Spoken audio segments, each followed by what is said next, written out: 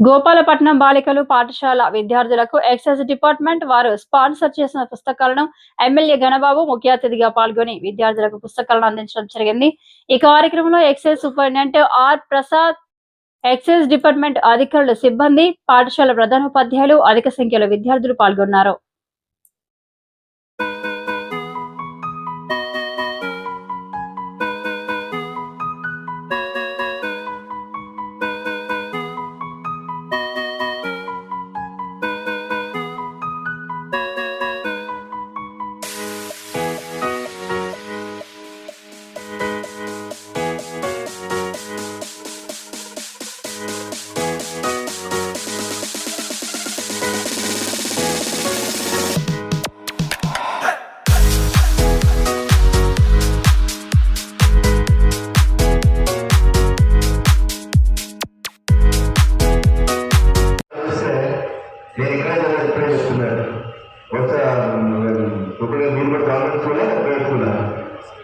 Government స్కూల్లో చదివిన వాళ్ళు ఉన్నత స్థాయిలో ఉంటారన్నది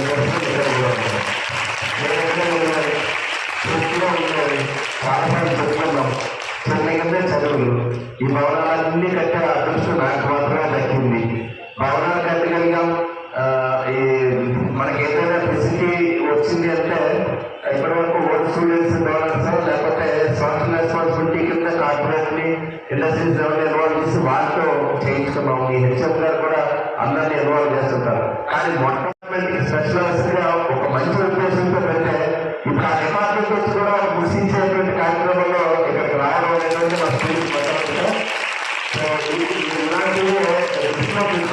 ఏదో రకంగా ఒక డిసిషన్ హ్యాండ్ ఒక డిపార్ట్మెంట్ ని ఇన్వాల్వ్ చేయడం వల్ల ఆ డిపార్ట్మెంట్ ఆ స్కూల్ ని ప్రమోట్ చేయడానికి ప్రయత్నం చేస్తుంది. ఆ స్కూల్లో ఉండే విద్యార్థులకు కూడా ఒక హెల్ప్ అవుతారు. గర్ల్స్ గా సెపరేట్ చేశారు 99 లో ఫస్ట్ టైం ఎమ్మెల్యే అయినప్పుడు.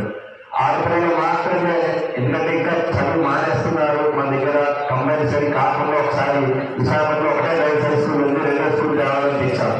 దాని ద్వారా మీరందరూ కూడా ఇప్పుడు చదువుతున్నారు. ఆడపిల్లలే మనకి ఒలింపిక్స్ లో రాణిస్తున్నారు, ఇతర అన్ని రంగాల్లో రాణిస్తున్నారు. మీరు కూడా చూస్తున్నారు.